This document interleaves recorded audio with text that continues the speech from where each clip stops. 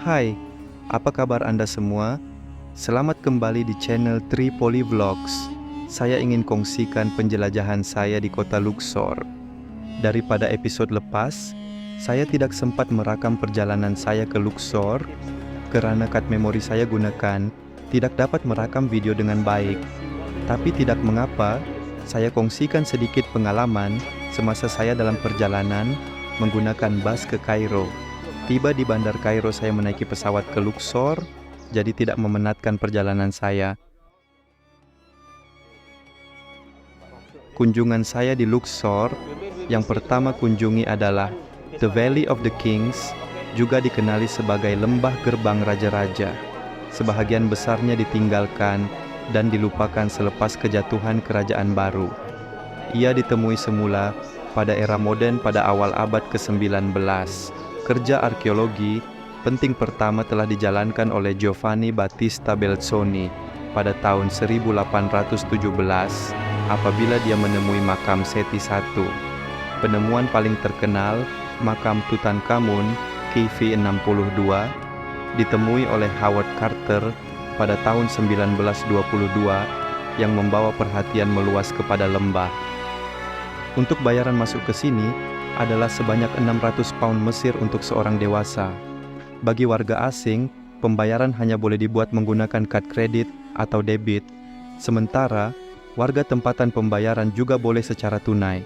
Mungkin kedengaran seperti tidak adil bagi para pelancong asing negara lain, namun itulah polisi kerajaan.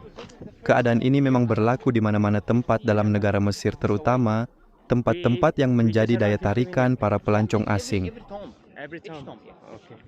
Dari pintu masuk ke lembah, kalau berjalan kaki, akan mengambil masa 15 menit. Bagi memudahkan perjalanan, perkhidmatan bagi ada disediakan dengan bayaran juga. Bagi harga tiket masuk ke tempat ini, kita hanya boleh melawat dua tempat, yaitu makam Rameses IV dan Rameses III sahaja.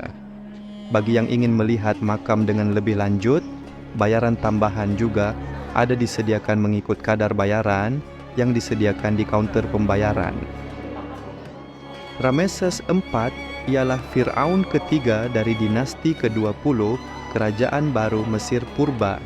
Dia adalah anak kedua Ramses III dan menjadi putra mahkota apabila abangnya Amenhotep meninggal dunia pada usia 15 tahun pada 1164 sebelum Masehi, ketika Rameses hanya berusia 12 tahun.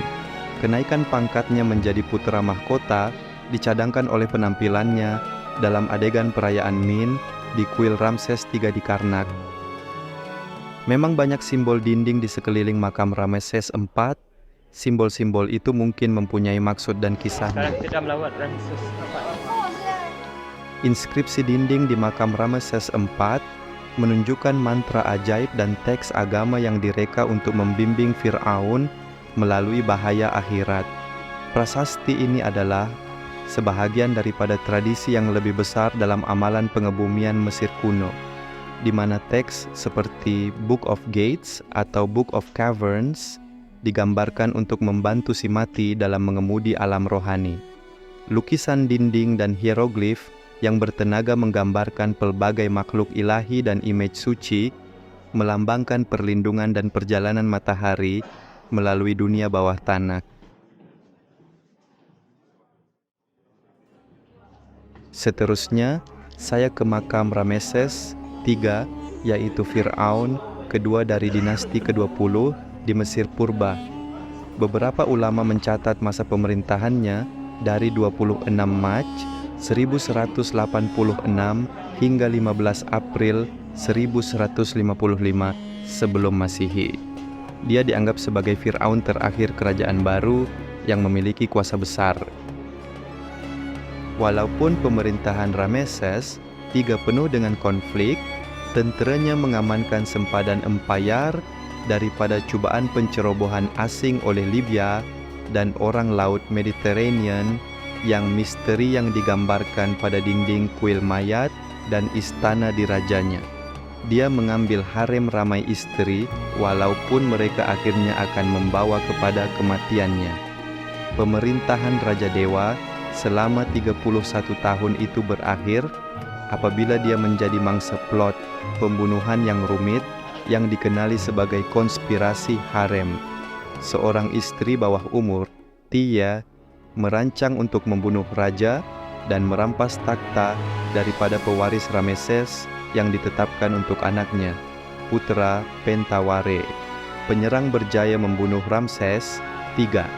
Kerongkong jenazah mumianya mendedahkan bahwa kerongkongnya dikelar, tetapi gagal dalam matlamatnya untuk menobatkan Pentaware. Ratu Tie, putra Pentaware dan berpuluh-puluh yang lain telah ditangkap dan dibicarakan.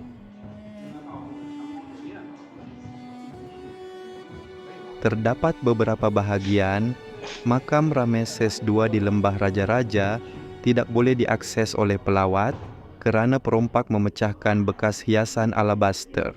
Satu-satunya serpihan sarkofagus yang tinggal adalah serpihan kecil, tetapi panel granit besar telah dikenal pasti. Yang ini, Ramses III memilih untuk menyelesaikan makam yang ditinggalkan ayahnya.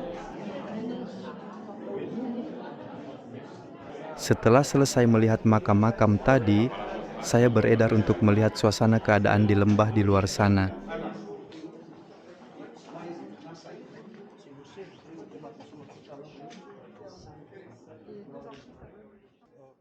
Dah melawat apa ni, makam Ramses III. Tadi tu Ramses IV, ni Ramses III. Di Bukit Teban, El Qurn adalah puncak tertinggi, yaitu 450 meter, terletak di tebing barat Sungai Nil. Ia mempunyai bentuk hampir piramid apabila dilihat dari pintu masuk ke Lembah Raja-Raja. Kebanyakan makam di Raja terletak di tebing barat Sungai Nil, bertentangan dengan Tebes, dan di tengah-tengah Teban nekropolis, yaitu di lembah timur dan barat. Dari dinasti ke-16 hingga ke-20, untuk tempo hampir 500 tahun, makam-makam batu Fir'aun dan bangsawan yang berkuasa di bawah kerajaan baru Mesir kuno telah digali. Dengan penemuan ruang baru pada tahun 2005 dan penemuan 2 pintu masuk makam lagi pada tahun 2008, Lembah Raja-Raja diketahui mengandungi 65 makam dan bilik dari saiz dari lubang muda, yaitu KV 44. Nampaknya kawasan tu tidak dibuka untuk pengunjung. Kepasang elektrik, kabel elektrik.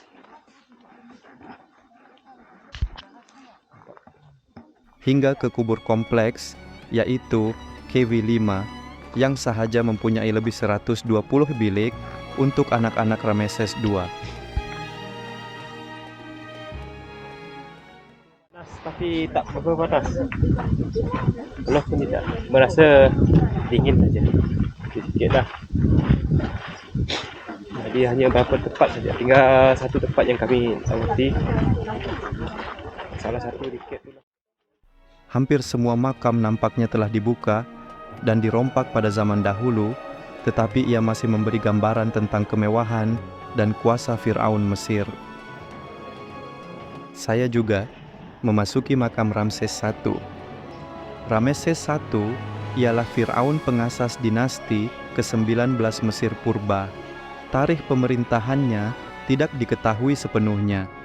Walaupun Ramses I adalah pengasas dinasti ke-19, pemerintahannya yang singkat menandakan peralihan antara pemerintahan Horemheb yang telah menstabilkan Mesir pada akhir dinasti ke-18 dan pemerintahan Fir'aun berkuasa dari dinastinya sendiri. Khusus anaknya, Seti I dan cucunya, Rameses II.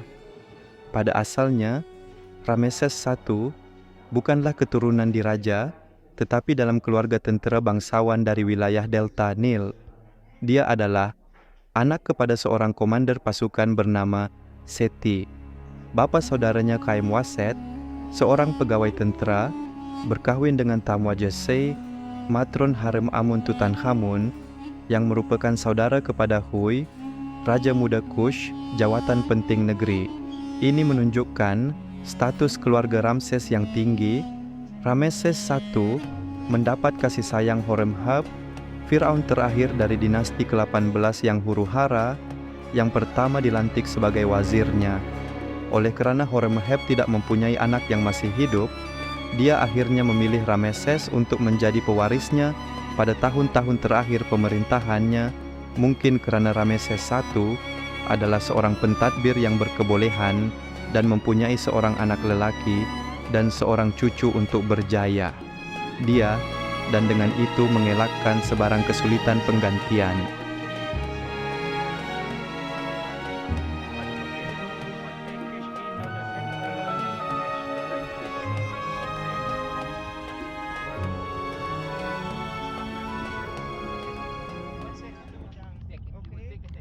Sepanjang perjalanan saya, pemandu pelancong menyatakan kebanyakan kawasan kami lalui adalah penemuan-penemuan yang kebanyakan tinggalan purba Mesir kuno belum ditemui sepenuhnya.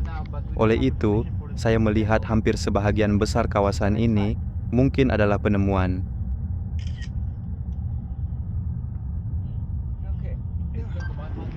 Kami ke The Colossi of Memnon, yaitu dua patung batu besar Firaun Amenhotep III yang berdiri di hadapan kuil mayat Amenhotep III yang hancur, kuil terbesar di nekropolis Theban.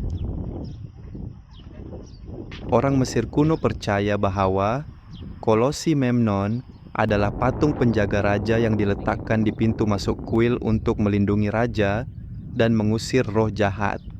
Mereka juga dianggap mempunyai sifat ajaib dan dikatakan boleh hidup dan bercakap. Tapak Kolossi of Memnon masih dalam penemuan kerana Kolossi pada asalnya mengapit pintu masuk ke kuil mayat Amenhotep III. Tempat ni masih dalam proses pembinaan, tapi tempat ni belum dibuka lah sepenuhnya sebab mereka masih menemui banyak statu-statu yang ada kat sini. Ini kita panggil dia tempat The Colossi of Memnon Amenhotep III Temple. Masih dalam projek pembinaan lah. Mereka sedang cari apa yang ada kat sini ya. Mungkin banyak mereka temui, jadi mereka akan jadikan tempat ni tempat yang bersejarah ya. Sebuah kompleks yang luas dan pernah tersergam indah. Walau bagaimanapun, kebanyakan kuil telah dimusnahkan oleh banjir purba dan digunakan semula sebagai bahan binaan pada zaman kemudian. Ahli arkeologi sedang membongkar bahagian kuil untuk lebih memahami susun atur asal, tujuan, dan seni serta budaya pemerintahan Amenhotep III. Selain itu, tapak ini telah terjejas oleh banjir Nil selama beribu tahun, menyebabkan pemendapan sedimen yang menimbus struktur. Penggalian memerlukan penyingkiran lapisan ini dengan berhati-hati sambil memelihara artefak yang rapuh. Lokasi yang populer untuk penjual cenderamata di tapak ini menjadi destinasi yang mesti dikunjungi di Luxor. Ia juga memberi peluang kepada penduduk tempatan untuk mempamerkan ketukangan mereka dan menghubungkan pelawat ke warisan budaya rantau ini. Pelancong sering mencari kenangan yang ketara semasa lawatan mereka ke Mesir, seperti replika artefak purba, barang kemas, atau seni papirus. The Colossi of Memnon dengan status ikoniknya menjadikan cenderahati yang dikaitkan dengan tapak itu sangat menarik.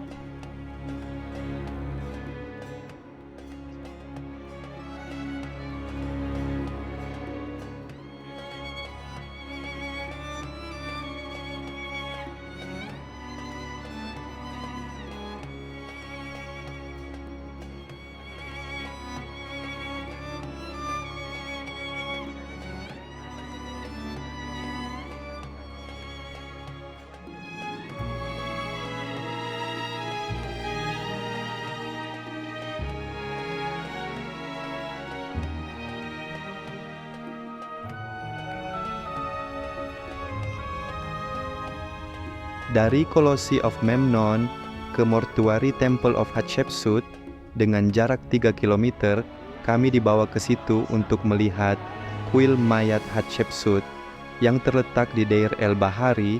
Adalah salah satu monumen Mesir purba yang paling menakjubkan. Ia menonjol kerana kemegahan seni bina, kepentingan sejarah dan keindahan seninya. Sepanjang laluan ke kuil Hatshepsut, ramai penjual sedia tawar-menawar barang cenderahati dengan harga ditawarkan di situ, bergantung kepada para pengunjung sama ada mahu membelinya atau hanya melihat sahaja. By a smart engineer his name is Senenmut. Senenmut. Smart engineer. Hatshepsut asked Senenmut to build the same design of Seni bina unik yang direka oleh Senenmut, ketua arsitek Hatshepsut. Kuil ini mempunyai tanjakan yang menghubungkan 3 tingkat teres bertiang, setiap satu mempunyai tujuan upacara yang berbeza. Reka bentuk teres menampilkan reka bentuk berbilang yang menggabungkan harmoni ke dalam tebing batu kapur di Bukit Teban. Kuil mayat Hatshepsut kekal sebagai bukti pemerintahannya yang inovatif, visi seni, dan pengaruh yang berkekalan terhadap warisan budaya dan seni bina Mesir. Kuil mayat Hatshepsut juga dikenali sebagai Djeser Djeseru atau Maha Suci, kerana karya seni bina yang mengagumkan dengan dimensi kuil lebar 344 kaki, panjang 787 kaki, dan ketinggian 98 kaki. Hampir keseluruhan kuil dibina daripada batu kapur dengan beberapa granit merah dan batu pasir. Kuil ini mempunyai tanjakan yang lebar, menghubungkan teres, tiang-tiang setiap peringkat dengan tiang dan pelega yang elegen dan tebing batu kapur yang menjulang secara dramatik di atas kuil menekankan kehebatannya. Bila sampai di kuil ini, kelihatan kejauhan bila dilihat dari sini dengan pemandangan yang menghadap ke timur, sejajar dengan kepercayaan agama dan kosmologi Mesir purba.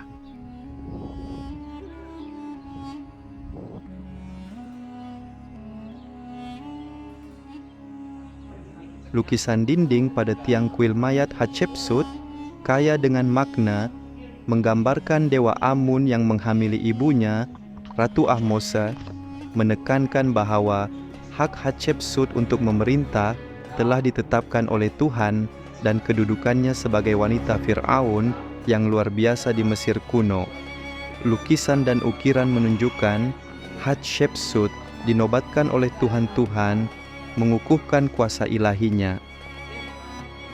Selain itu, misi perdagangan ke tanah pun berjaya menonjolkan kemakmuran ekonomi semasa pemerintahannya, menggambarkan barangan eksotik seperti pokok kemenyan, emas, dan haiwan yang dibawa pulang ke Mesir, mempamerkan kekayaan dan kehebatan diplomatiknya.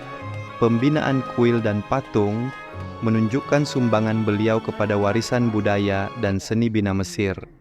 Pengabdian agama juga menunjukkan persembahan kepada dewa seperti Amun, Hathor, dan Anubis, menekankan kesalehan dan peranannya sebagai pengantara antara Tuhan dan manusia.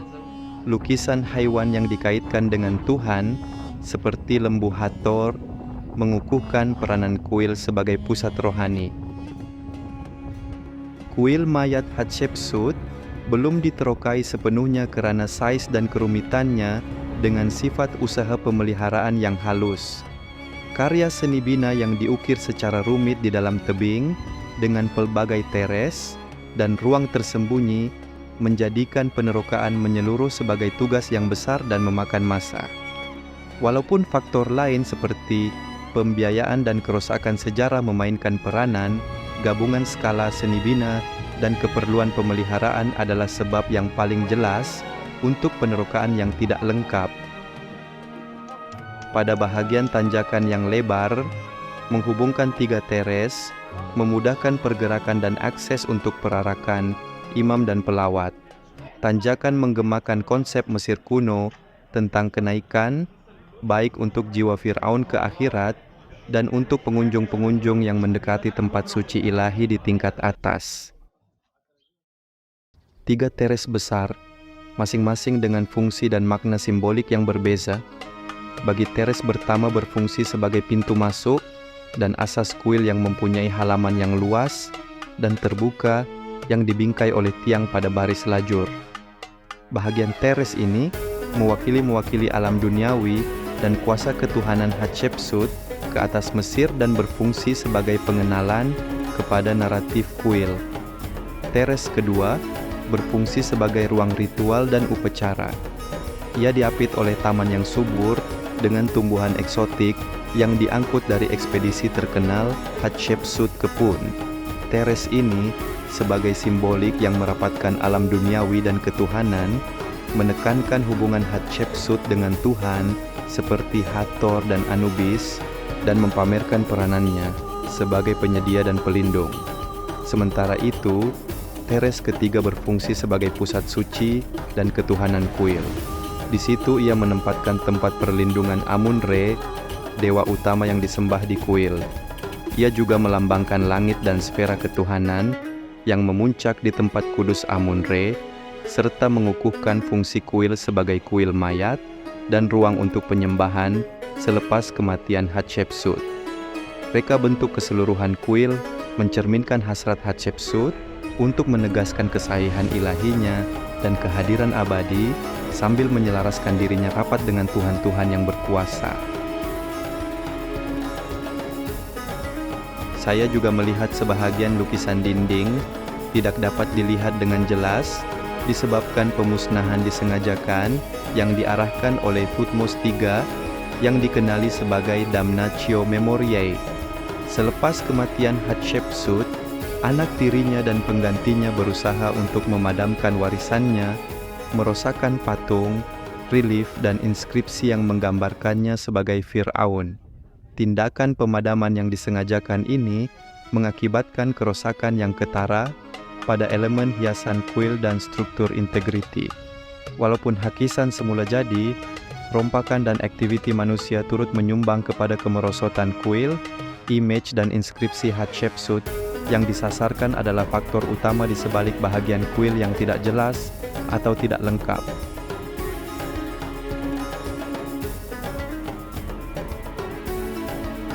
Dari kuil mayat Hatshepsut kami ke kuil Karnak, ianya terletak di seberang sungai Nile, kira-kira 11 km melalui jalan pondok Al-Nil Helton. Sebelum masuk ke tempat itu, memang banyak gerai makan dan minum, serta cenderawasih dijual di situ. Kalau melawat sekitar Bandar Luxor, memang belum lengkap rasanya dalam sehari, karena banyak tempat-tempat belum saya lawati. Seharian lawatan di Bandar Luxor memang memenatkan. We have many of them here. As the first, this place worship here is a god Amun-Ra. Why? Moon and sun.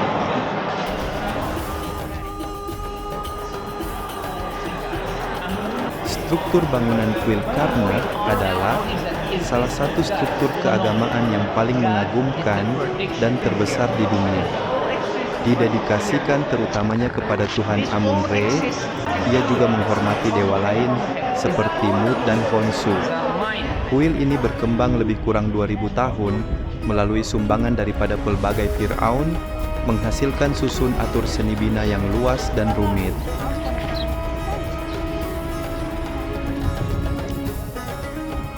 Kompleks kuil Karnak dianggap sebagai salah satu tapak keagamaan dan bersejarah yang paling penting di dunia karena saiznya yang besar, kecanggihan seni bina, kepentingan budaya dan agama yang mendalam. Di bahagian hadapan, patung-patung utama di pintu masuk kuil Karnak ialah Sphinx berkepala domba jantan yang melambangkan dewa Amun-Re dan patung Fir'aun yang sangat besar.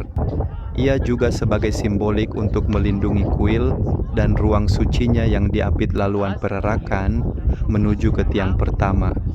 Struktur bangunan di pintu masuk utama mempunyai tiang pertama pintu masuk terbesar yang berukuran 113 meter lebar dan 15 meter tebal dan ketinggian 43 meter. Bahan binaan yang diperbuat bata lumpur dengan bahagian luar batu yang berfungsi sebagai pintu masuk simbolik, ruang suci, dan kehadiran ilahi.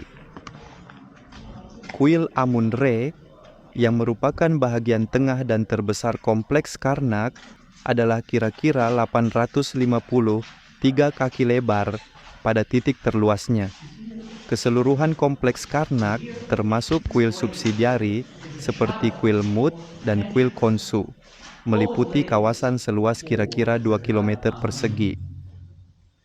Inskripsi dan lukisan dinding kompleks Karnak lebih daripada hiasan yang berfungsi sebagai naratif pelbagai dimensi, merangkumi agama, politik, dan pandangan dunia Mesir. Mereka mengukuhkan peranan Fir'aun sebagai perantara Tuhan duniawi, mendokumentasikan peristiwa sejarah penting, dan memberikan pandangan tentang amalan rohani dan upacara salah satu tamadun sejarah yang paling kekal. Kompleks kuil Karnak terkenal dengan Dewan Hippostyle yang mengandungi pelbagai tiang yang mengagumkan.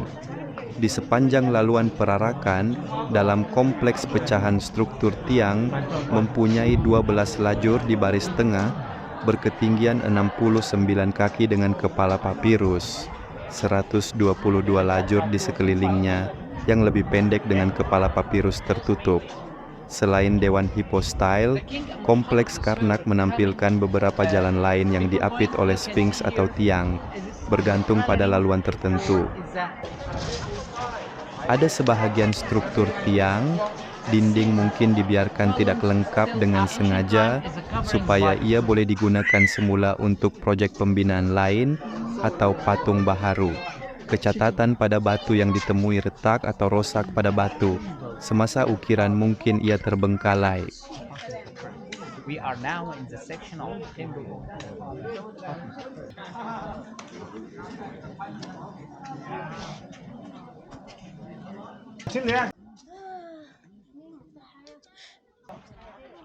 Kompleks kuil Karnak menampilkan banyak obelisk kerana monumen yang menjulang tinggi ini mempunyai kepentingan keagamaan dan simbolik yang mendalam dalam budaya Mesir purba, terutamanya berkaitan dengan dewa matahari Amun-Re.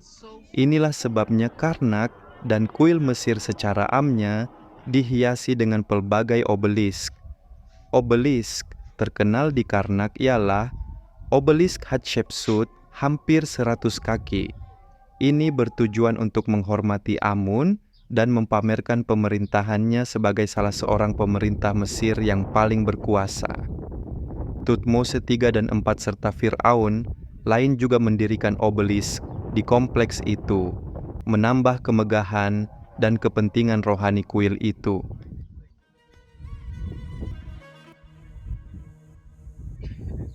Kehadiran banyak tapak penggalian mencerminkan kepentingan sejarah, seni bina, dan budayanya yang luas. Ini menyebabkan Mesir purba yang mengandungi lapisan sejarah dari pelbagai zaman dan pemerintah menunggu untuk didedahkan.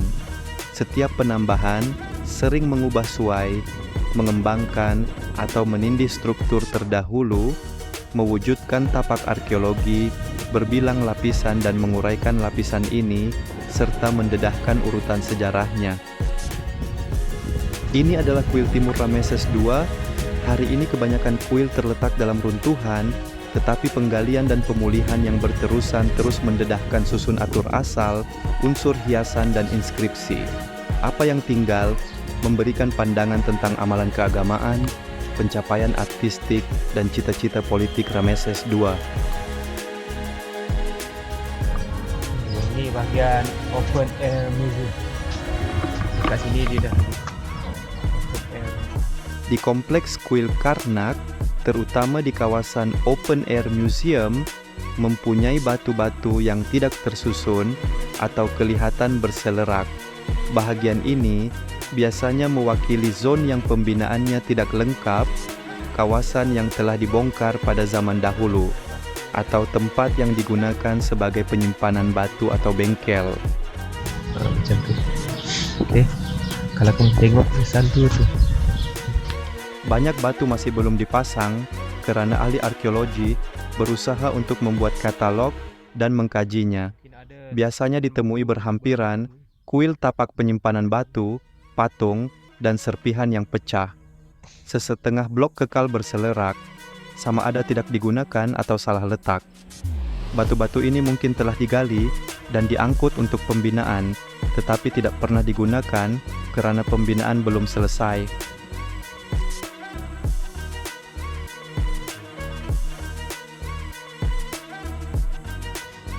Di kompleks kuil Karnak, beberapa patung Firaun terkemuka dipamerkan. Kehadiran patung-patung Firaun terkemuka di kompleks kuil dianggap sebagai Tuhan atau perantara ilahi antara Tuhan dan manusia.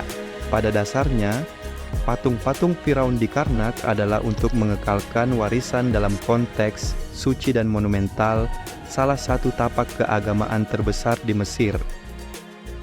Hari melawan Bandar Lakso. Dia banyak betul tempat yang bersejarah. Pertama sekali tempat yang saya lawati, lebih kurang ada 5 buah tempat. Sekarang saya tunggu kereta. Semoga video ini dapat memberi manfaat kepada Anda semua. Jumpa di episode seterusnya. Okey.